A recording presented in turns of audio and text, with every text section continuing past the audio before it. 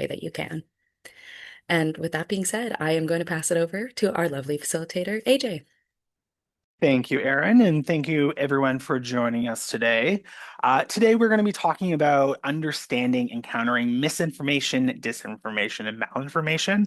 And if you're wondering what are these terms, we will get into that. But I'm very excited to have everyone here with us today. And as Erin said, we will be sending out a recording in the coming days.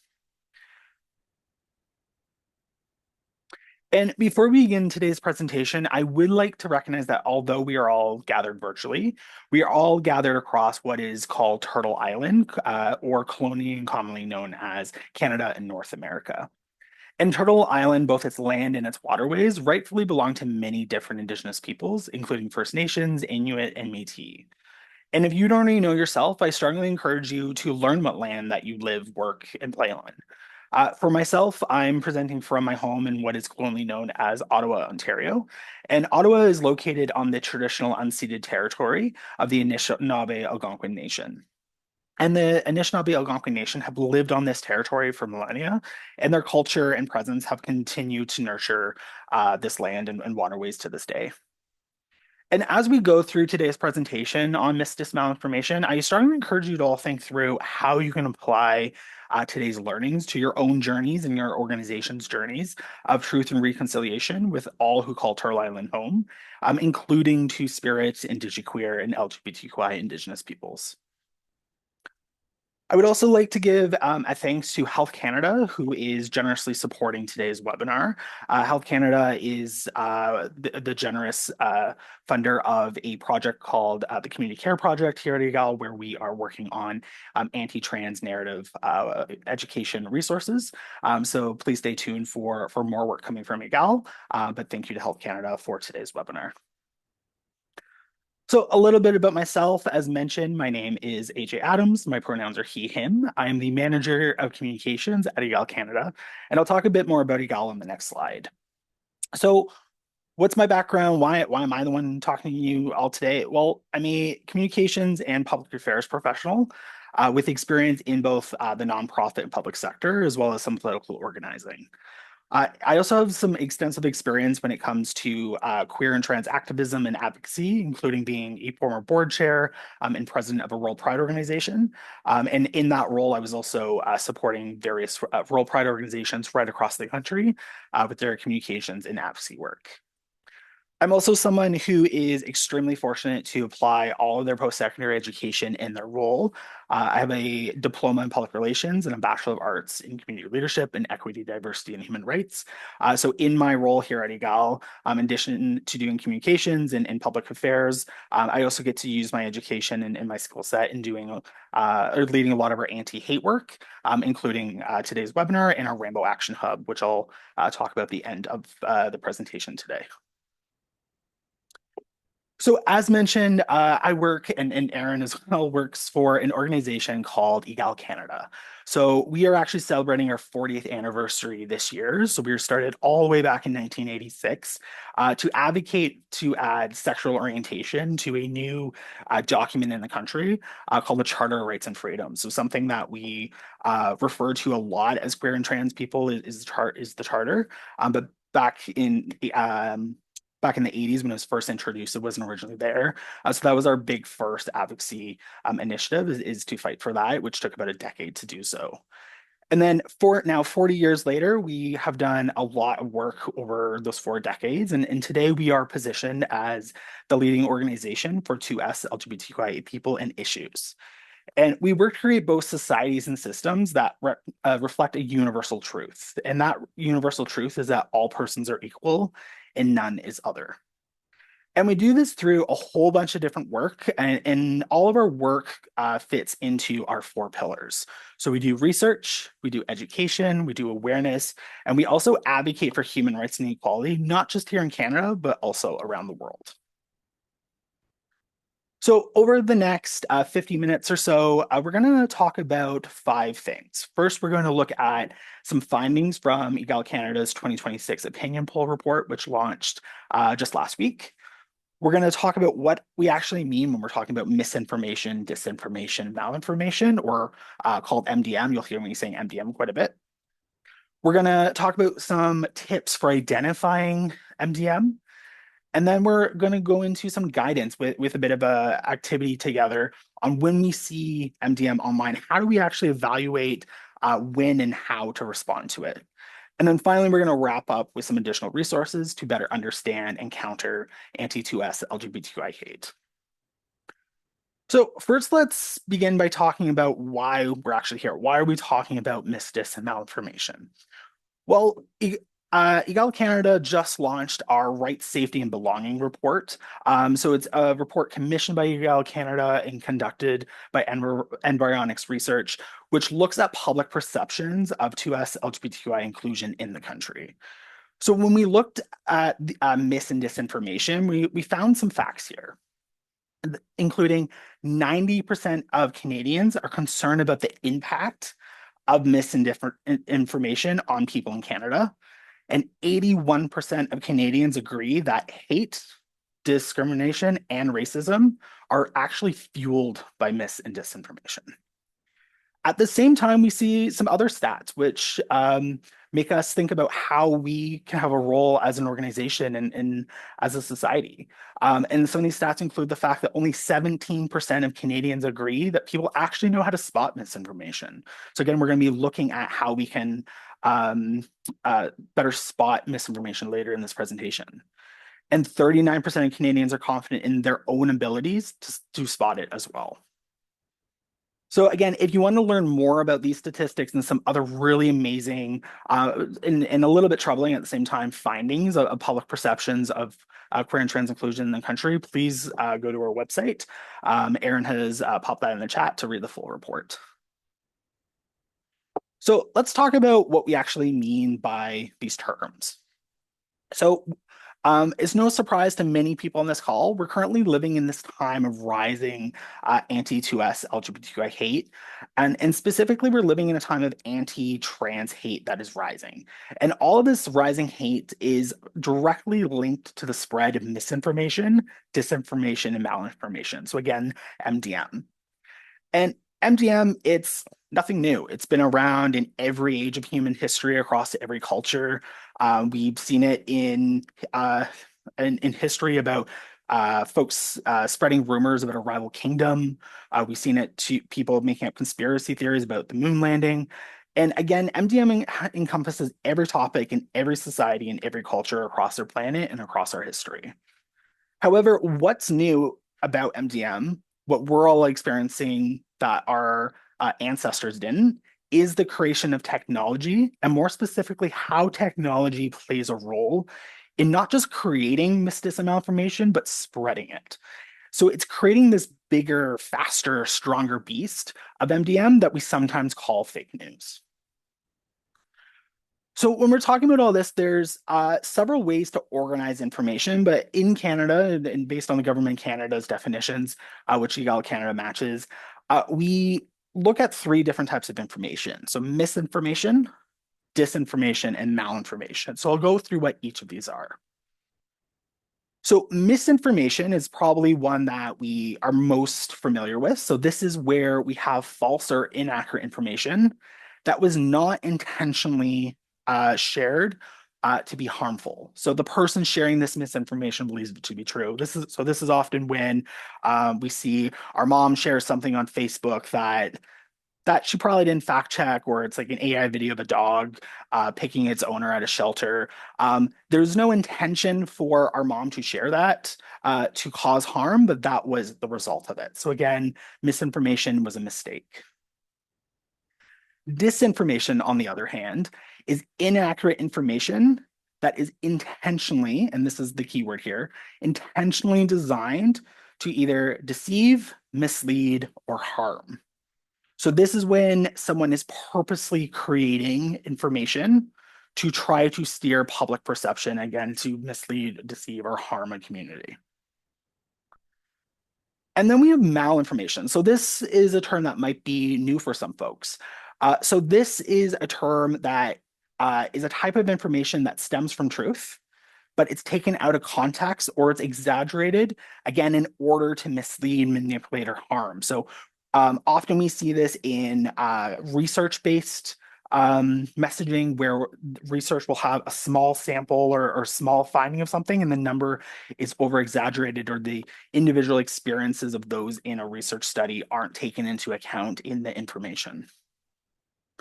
And if folks are thinking, okay, how can I actually remember what's what here? I have a little um, word association trick for folks.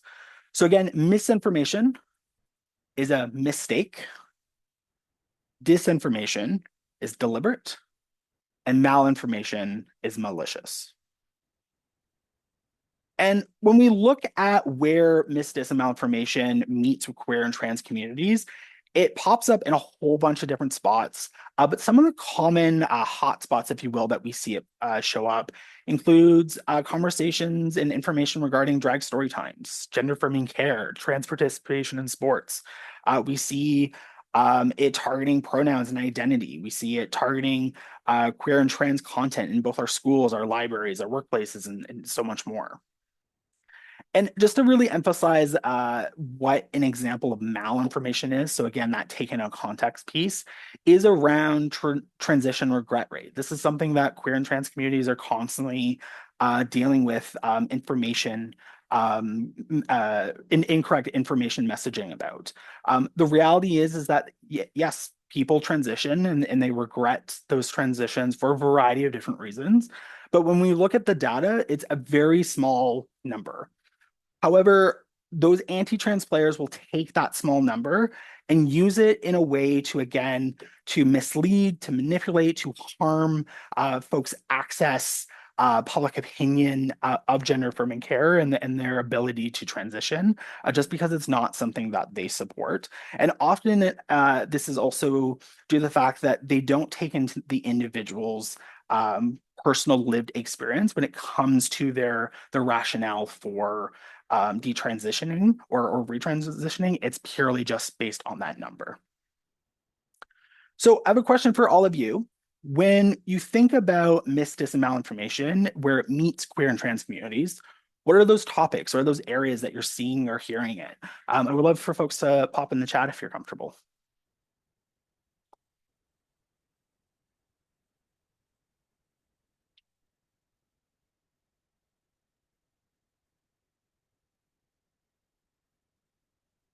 And there's no wrong answers here. It can be, are you seeing um, misinformation and disinformation regarding drag story times? Are you seeing it? Yeah, I see Jennifer McCare. I see sports a couple times here. Yeah, sports common, sex being binary. Yeah, all great examples here. Looks like sports is a reoccurring theme. Grooming, converting, the purpose of pride events, that's a big one, particularly in rural and remote communities. Supporting gender diverse and trans students in schools. Yep, gender affirming care, a big thing in provinces like Alberta. Puberty blockers is a big one. Yeah, lots of great examples here, folks. And there is no exhaustive list. The list will go on and on.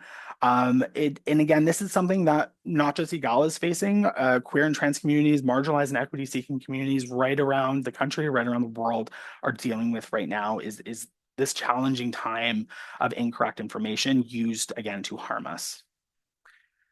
And just to conclude this section is regardless of the type of information that's actually being spread, incorrect information can cause harm. So we need to be able to spot it, we need to be able to identify it, and we need to be able to take action around it. So let's start by talking about how do we actually identify misdis and malinformation.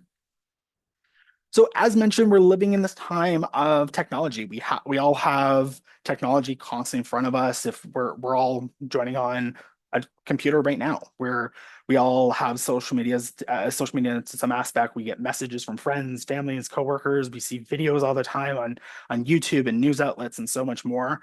So we're constantly having information put in front of us, and unfortunately in the time that we're living in, particularly when we're in this time of increasing bad faith actors, increasing AI, we're living in a time where we unfortunately have to question most things that we see.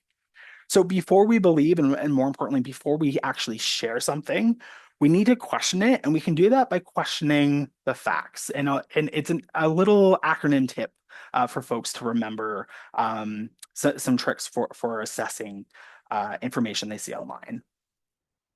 So the first thing we're going to want to do is find the source. So we want to ask ourselves, who actually created this? Is it a trusted news organization? Is it the government? Is it a university? Is it a recognized expert? Or is it an individual or just a random account that doesn't have a profile and it's just a bunch of numbers and letters as the username?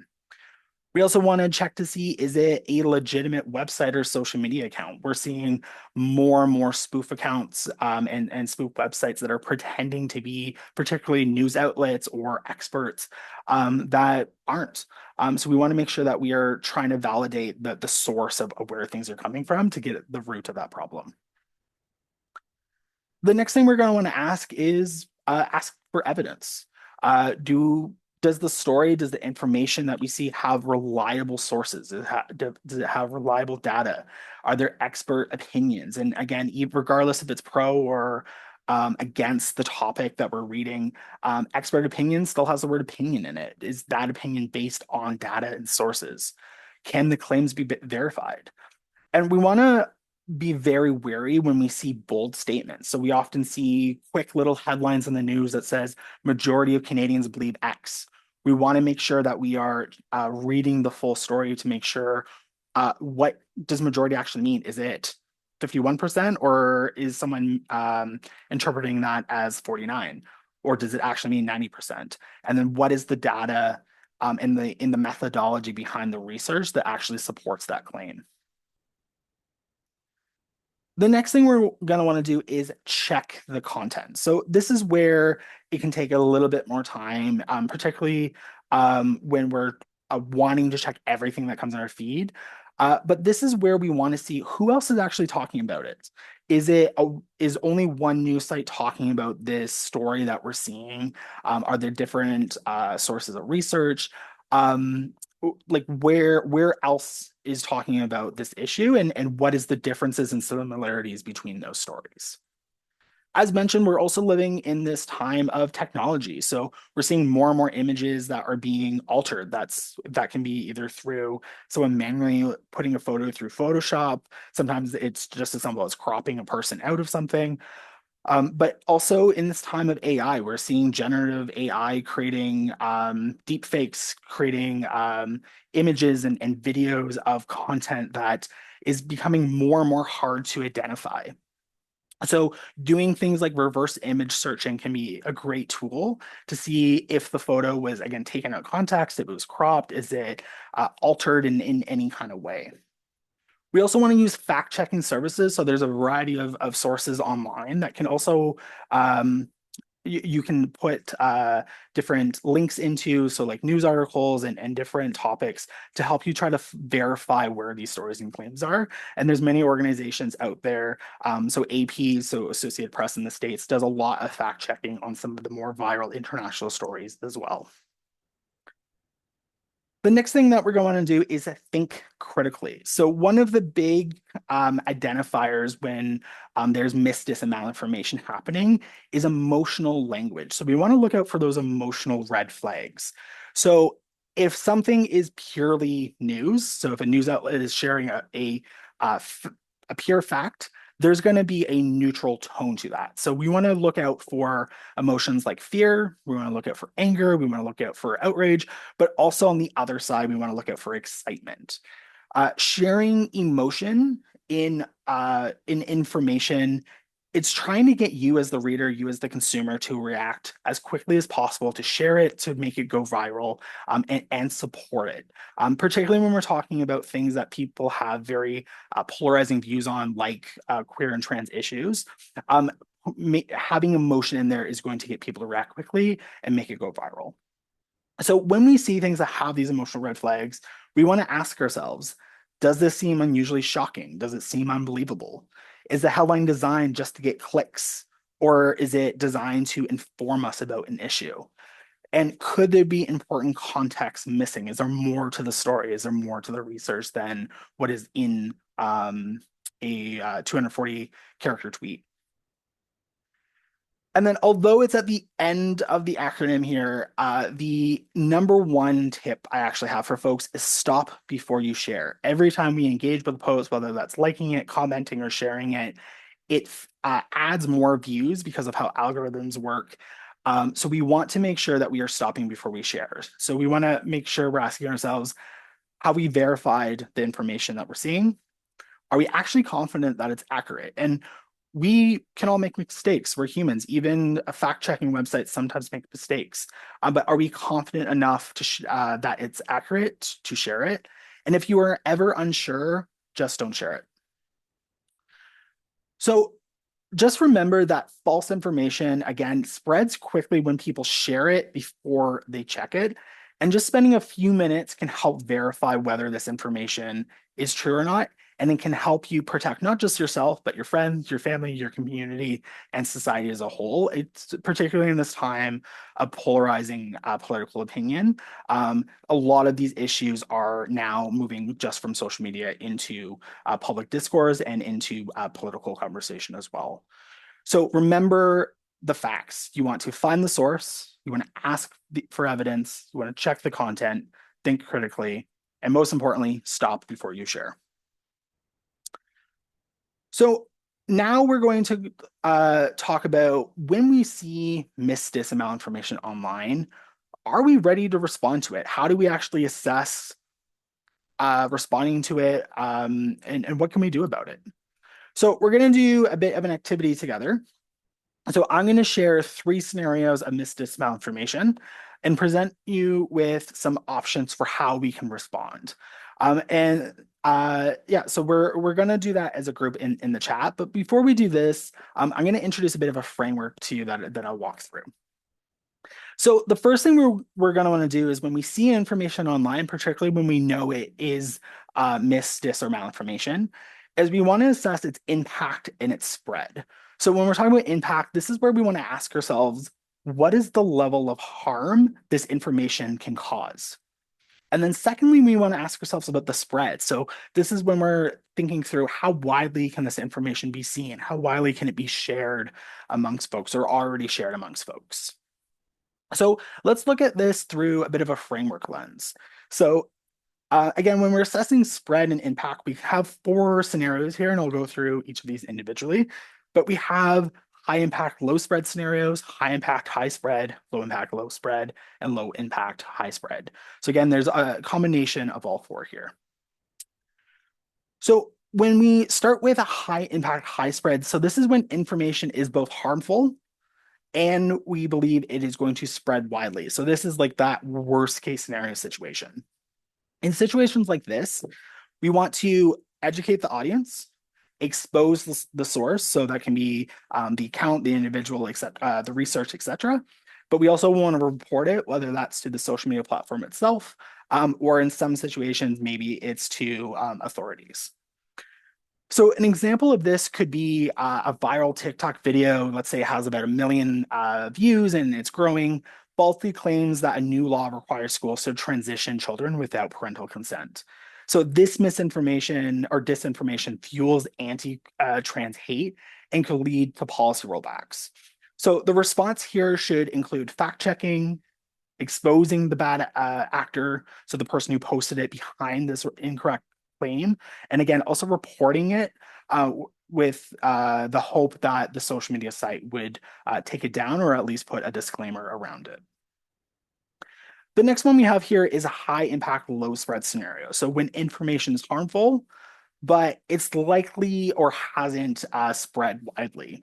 So in situations like this, we want to educate those who have been exposed and report the content to the platform itself. So an example of this could be a small but influential organization shares false stats claiming that queer youth are at higher risk of committing crimes. So while the claim hasn't gone viral, while it hasn't been shared, it could fuel discrimination, as it does have harm for anyone who actually understands or interprets that information. So a targeted response in this situation should correct the information within the group, provide accurate data, and report the source if it violates the platform's policies.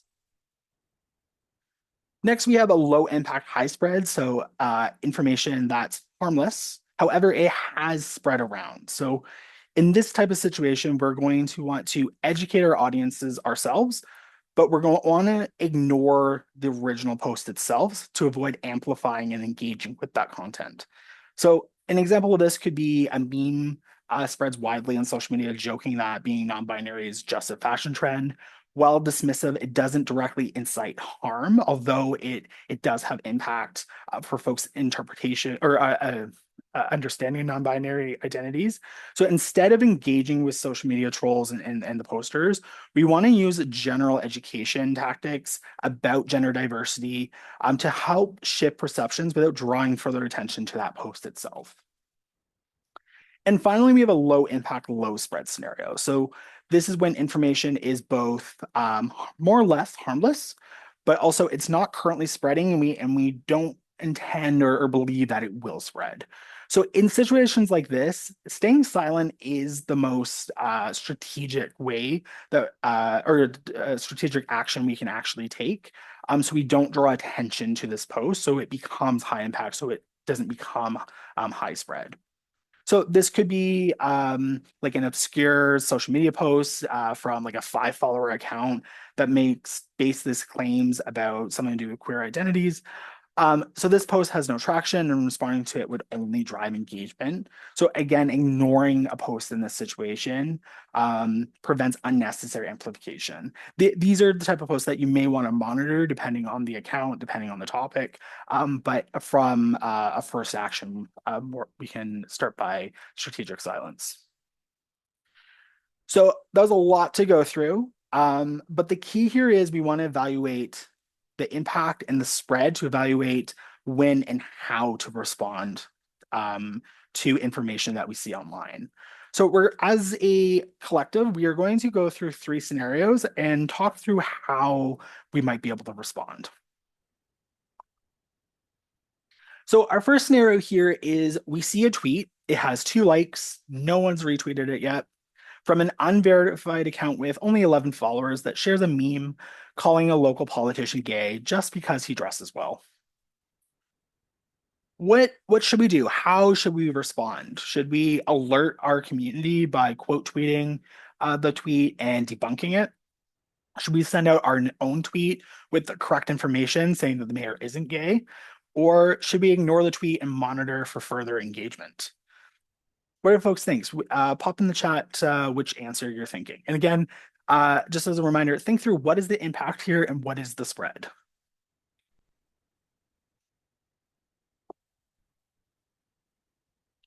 Seeing lots of threes. 2 through 3, don't amplify.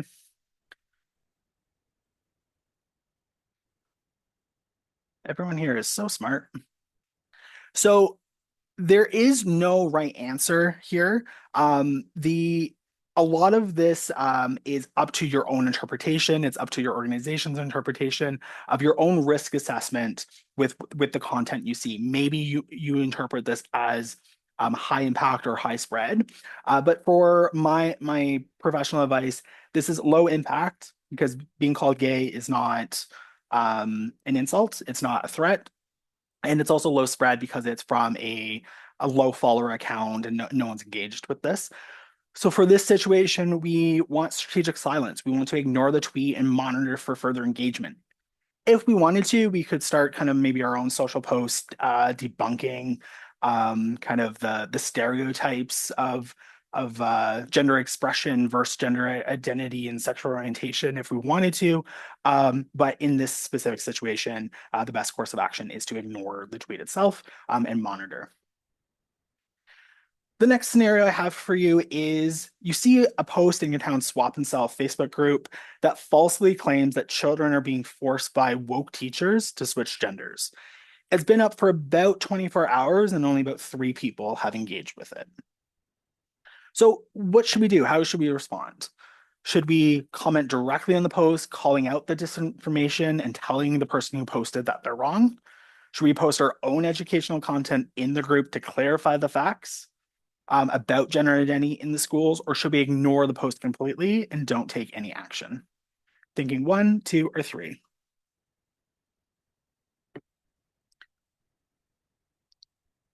two, see one and two, bunch of twos, one and two.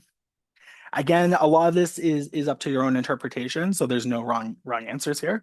But it's looking like one and two, more so two, is the consensus for this one here.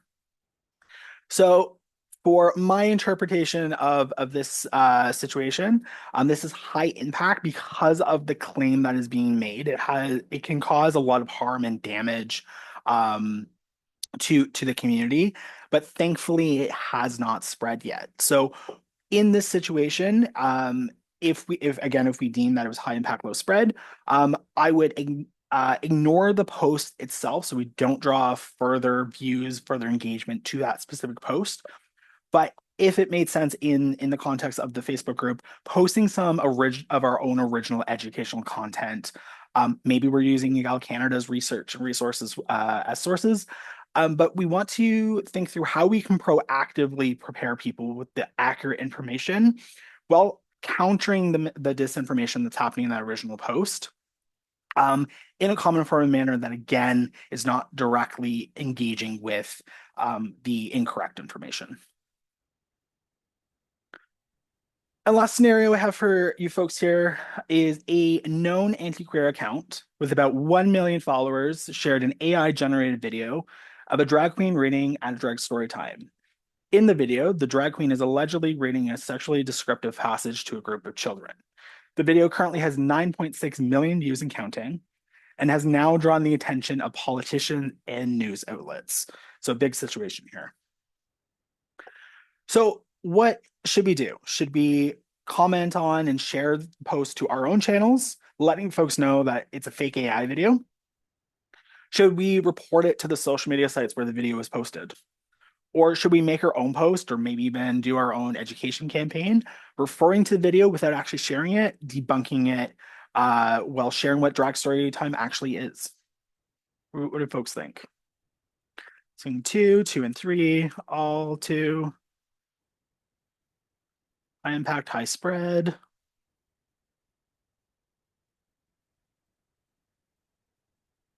Two and three.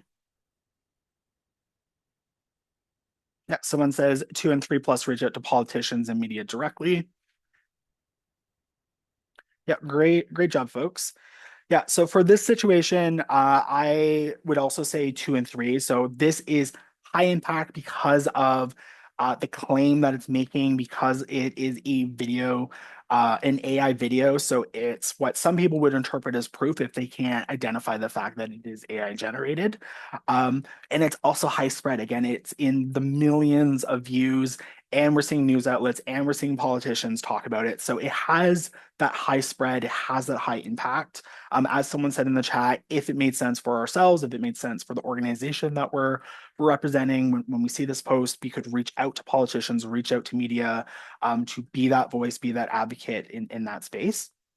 But in this situation, we want to make sure that we are reporting it to the social media site to let folks know, or to let the platforms know that there is this viral disinformation going on, while also making our own content and possibly even an education campaign referring to the video. Again, we don't want to bring attention to the specific one, so don't share it directly. Or if it, say this was a photo, we don't want to screenshot it or anything like that. But the purpose here is we want to provide the correct information about what drag story time actually is, which is a family safe environment for all. Are you okay with a quick question, AJ? Yeah, go for it. I just thought this would fit in well here.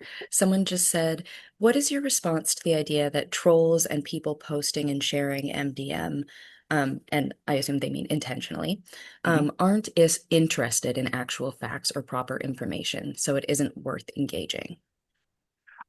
Great question. That's where a lot of conversation right now is happening in Canada around platform regulations. So the government of Canada just introduced the Safe Social Media Act, or Bill C-34. So in that legislation, there is the creation of the Digital Safety Commission. So it would work the same as the CRTC for TV and radio, but for social media sites and online sites, which ideally would be able to regulate platforms, put new rules in for the social media platforms themselves to say you can't have this hateful comment on. These are um, the rule-based facts, that kind of thing. So, sorry, where I'm going at that point is sometimes folks are lost, more or less lost causes. Just to be blunt, it's you can't win everyone over. So when we're talking about online spaces, what we really need is properly regulated platforms that have the proper mechanisms to not allow folks to post incorrect or bad info on there. Mhm. And I would just add to that that it could be helpful to switch from thinking about changing how this person is viewing the situation or what their Hmm. intentions are, and focusing, like we're saying here, on the impact and spread, and Yeah, focusing on how an audience is receiving it. Like you said, some people are not going to change, but we can potentially change the people that they are yeah, impacting. Great yeah. question. Thank you. Yeah, great addition there too, Aaron. Yeah, and I just see a comment in the chat here too is there are a lot of struggles and issues with reporting mechanisms across all social media sites, regardless if they're the major or the minor ones. So that is something that, again, through Bill C-34, hopefully will change. So if anyone um, is has had issues with the reporting mechanisms, I do encourage you to research Bill C-34, talk to your local MP, and make sure that that legislation is working for you, working for communities, and has those proper reporting structures in place. And just to wrap up this section, if you are looking for that little framework that we walk through, we do that is pulled directly from our Ready to Respond guide. So in there, we have that framework. We have some more examples. We have some more tips and tricks for folks to use when you're seeing content online. So please check out our Ready to Respond resource there. And just to wrap up this section here, Um, if folks, or sorry, just to wrap up the section, uh, as I mentioned at the beginning of this presentation, the rise in anti-queer and specifically anti-trans hate in this country and around the world is directly linked to the spread of mis, dis, and malinformation. To counter mis, dis, and malinformation, we need to do two things. And everything I talked about today can be simplified in just 2 points. We need to stop spreading it, and we need to amplify better ideas instead. So just to go through the last section here, I'm going to talk about some additional resources to better understand and counter anti-2S LGBTQI hate in Canada. So all of the resources that I'm about to go through can all be accessed through our Rainbow Action Hub, which is our one-stop shop for the why and how to counter this rise of hate that I've been talking about and we're all experiencing here in Canada. Um, and the Rainbow Action Hub is constantly updated with new resources. We are working on getting a bunch of the resources up in French as well. There are several already on the website in both languages already, but we are constantly looking for ways that we can continue to provide tools and education for folks. So if anyone does have additional resources that they're interested about or would love for you all to explore, please feel free to reach out. But in terms of what we already have right now, includes our Mistis and Malinformation resources. So, as I talked about, this rise in hate right now is directly linked to the rise in Mistis and Malinformation. So, some of our resources include that Ready to Respond guide, which I already talked about, but also decoding the news. So, this is a media literacy guide. So, really understanding that root cause of how the news. Is used online to manipulate and what tactics disinformation takes. Something a lot of us probably can relate to as well is when we're talking about queer and trans communities, there's a lot of misunderstanding of some complex topics, particularly when we're talking about things like sport and transition and gender affirming care. So Egal has created a series of resources called Egal Explains, which are short, plain language explainers. A couple of them have videos as well for folks to really understand and have some of those key talking points when talking about these more complex topics. And again, we're constantly adding to our inventory of resources here as well. The next section of resources we have are media and messaging resources. So we have log off from hate. So this is relevant to anyone here who might be from a queer organization for leaving social media.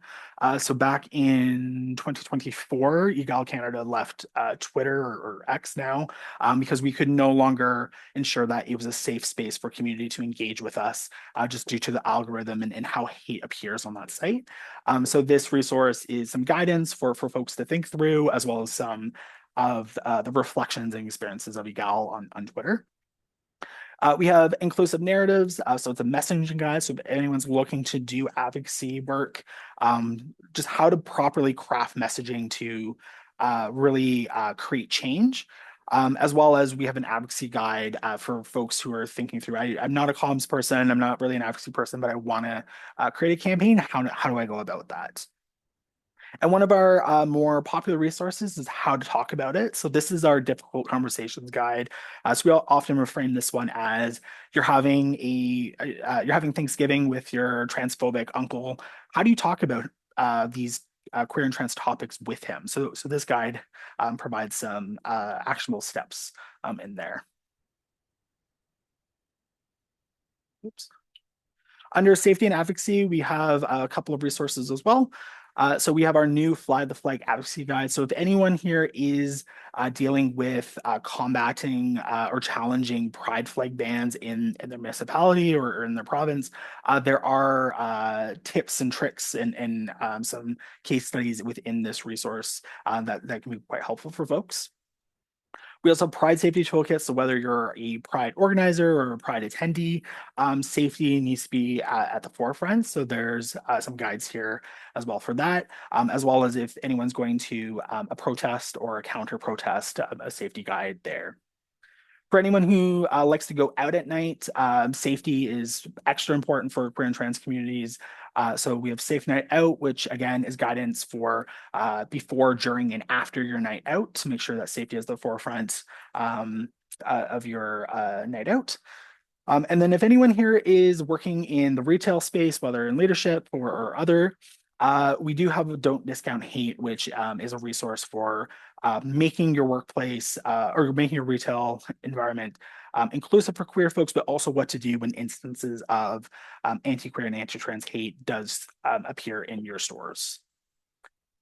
And then Egal Canada, we also have several other resources for organizations and individuals. So we have some like one-on-one inclusion resources, such as a pronoun usage guide, glossaries and definitions. We have resources for classrooms, resources for parents and caregivers. We have research reports on various aspects of queer and trans life, from school, healthcare, mental health, aging, employment, and much, much more.